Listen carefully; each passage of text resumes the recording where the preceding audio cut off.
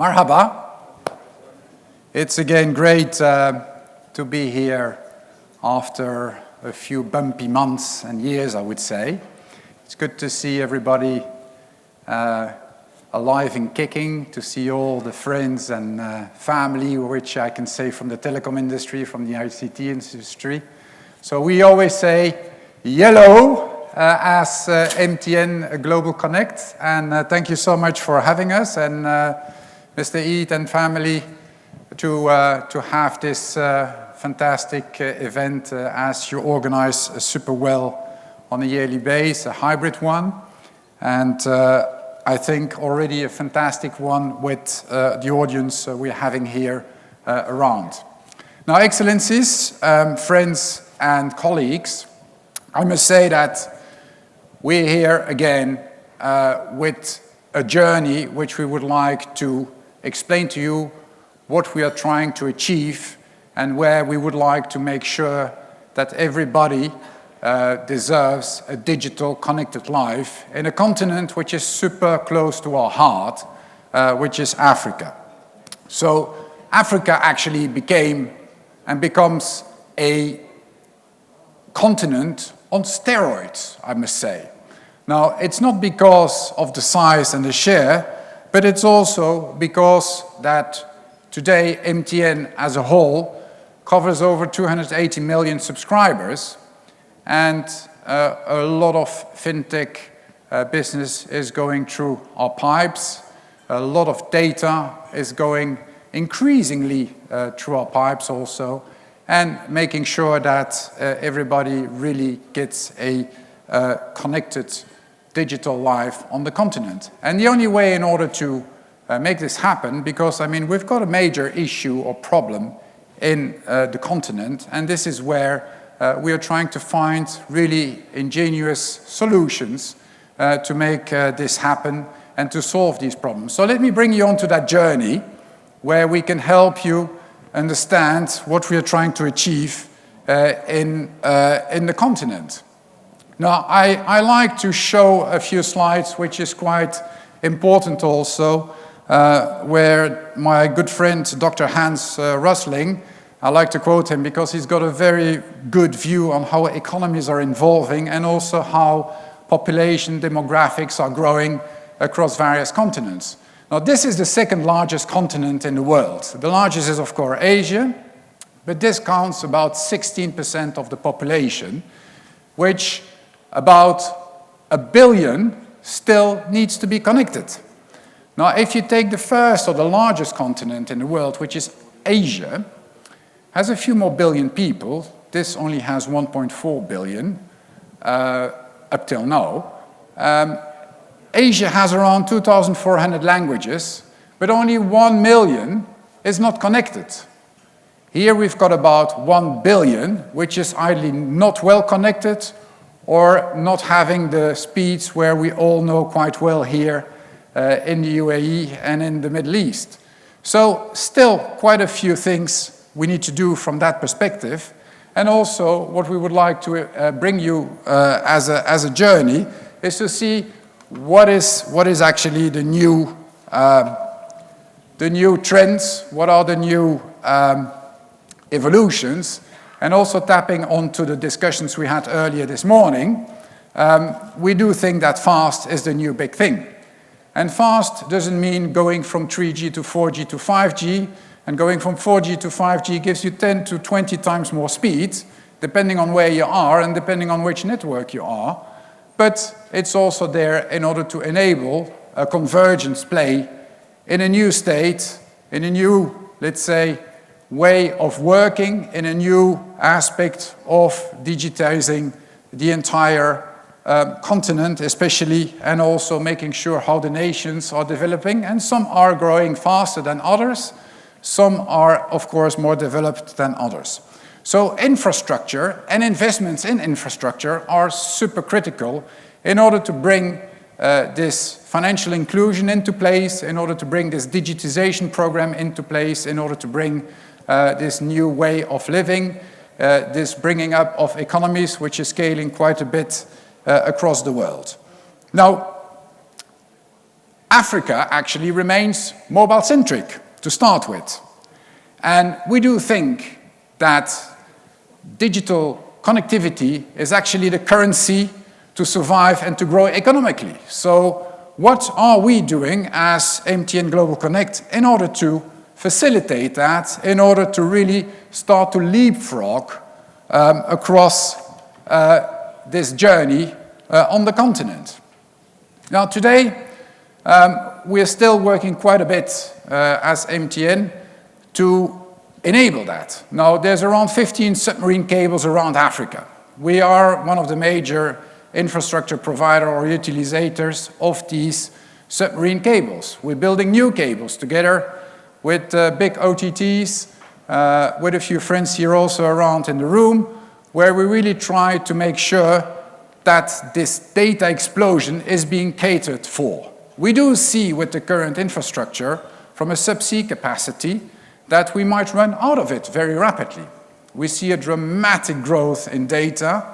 We see a dramatic, let's say, uptake in the usage for it, and bringing everything back to Europe, to Asia, to the Middle East, to the United States or the Americas is not always the best solution. So content provisioning is being kept locally now. We're driving a lot of, let's say, work around that. We're building a lot of new cross-border links in order to strengthen the territories, in order to strengthen the cross-borders, in order to strengthen the capabilities on that continent. And today we already have 85,000 kilometers of proprietary fiber. Now, proprietary fiber is something which we actually built only for ourselves in order to cater for the 280 million subscribers we have. Now, we're going to change, and we think that in order to digitize the continent, in order to help and develop this, we took a strategic decision a couple of years ago in order to completely change that aspect. And what is the opportunity? We see an immediate opportunity of 3 times the market growth, which is, of course, super important. Now, when we start looking at what we actually had in our portfolio, and of course, I was speaking already about the subsea cables. We also have quite a few assets, like I mentioned, in the continent already in the ground, and we are constantly growing this also. Then we've got around 60 data centers across our markets, which are actually well utilized, but of course kept just for ourselves. And then of course we've got a massive infrastructure where we're building also the FTTX assets and going forwards, and of course we are bringing it to our BTS towers and to our sites in order to connect that. So that was all sliced and diced into our organization, and we started, of course, to look at it, okay, how can we holistically bring forward this fantastic continent into the new area where we do think everybody deserves a digital, connected life on the continent. Now, we're really looking into an end-to-end stage where we started, first of all, from a platform perspective, looking at, okay, how can we fine-tune that? So we started booting up a lot of platform-as-a-service enablers, where we started to consolidate all the roaming traffic, all the roaming bilaterals we had across the world, and we've got around 20 operations in Africa, into one centralized entity, which is MTN GlobalConnect. Today, we are fast-tracking the 5G rollout with some of our markets. We already have connectivity with about 8 partners, of which Etisalat here in the room, where we can now roam 5G between some of our African, let's say, operations and the UAE. We're also looking into a lot of new state-of-the-art service-aware solutions. And we were talking about how can we actually monetize also data. And data monetization and usage towards our customers is something which is utmost important. This is why we created all these Yellow Connect hubs, where we put all our value-added services in very specific platform-as-a-services enablement. So with one connectivity, you actually have the reach to more than 200, 300 million subscribers on the continent, which is, of course, quite easy to work with, and also for you as a partner to interact with your customers and, let's say, friends. Now, 5G is very important. IoT is also being part of the whole equation, and also the API data monetization, which is becoming super, super important to us, also from a security perspective in how to enable our banks, your banks, to make sure that all of that is being treated in the most confidential and the most secure way. This is also why we've brought up quite a lot of interactive API enablers into our network in order to connect immediately to these things. Now, when we talk about MTN GlobalConnect as a journey, we only started about 4 years ago. And we were just a very tiny little division in our business unit.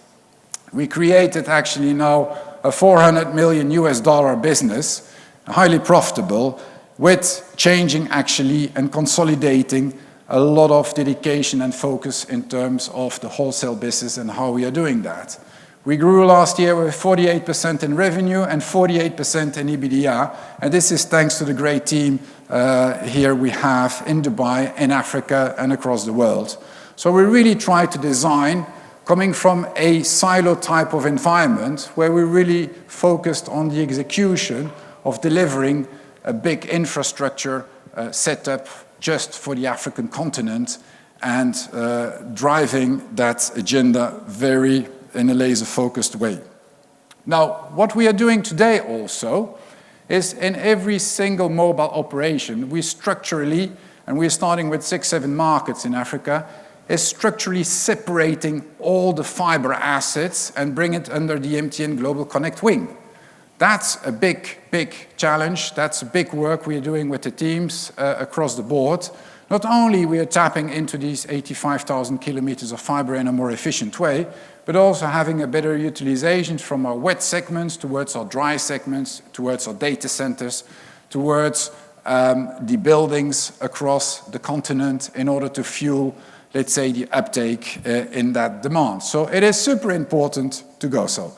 Our ambitions are actually super interesting in the sense that from now on till 2025, when we started, we creating a open access pan-African network. So before we were keeping this just for ourselves, now we're really opening it up as a neutral player on the continent to make it happen. And there's a lot of work going on there where we are expanding our network very aggressively, and also in markets where we don't have mobile operations. The reason is, of course, we as a Pan-African network, we need to be almost everywhere where your customers, where our customers are going, and also making sure that we are stitching up the complete infrastructure play we are having across various markets. Now, from today till tomorrow, 2025, we are planning to roll out another 50,000 kilometers of fiber. Now, you have to understand that from a regulation perspective, from an infrastructure perspective, from a setup, it's not always easy. Because if you want to go, for instance, from Sudan all the way to Chad, all the way to Niger, all the way to Nigeria, sometimes you cannot just dig wherever you can dig and wherever you would be digging, because that's the shortest path. You're taking a lot of risk once in a while also. There are sometimes also rebel groups in certain parts of certain pockets of countries, which are super dangerous, of course, in order to start digging fiber there. But of course, I mean, the teams are working relentlessly in order to make it happen, in order to drive this journey to that. On top of that, of course, we are stitching also the new cable, which is a to Africa cable, where we're landing around 6 landing stations and landing that cable in some of our markets in order to strengthen that network. So scale is super important, resiliency is super important, access, making sure that everybody has the key access to deserve a digital connected life. Now, let me leave you with that thought. We've got 54 African countries, of which on the world list, 19 of them are the fastest growing in the world. We still have 1 billion people on that continent which is virtually not connected. No matter the growth rate, African countries need wet, dry fiber, data centers, low latency, and convergence solutions. This is where we're boldly building Africa with our 2025 ambitions. We are planning to drive this up to 135,000 kilometers of fiber in various territories. This is a 300 million just fixed infrastructure revenue, which we are booting up by 2025. And we are certainly well geared to support and help the continent in becoming the first or the largest Pan-African subsea terrestrial fixed connectivity company. So, let me thank you. Let's connect. Let's partner. We are really building boldly the Africa of today. Thank you.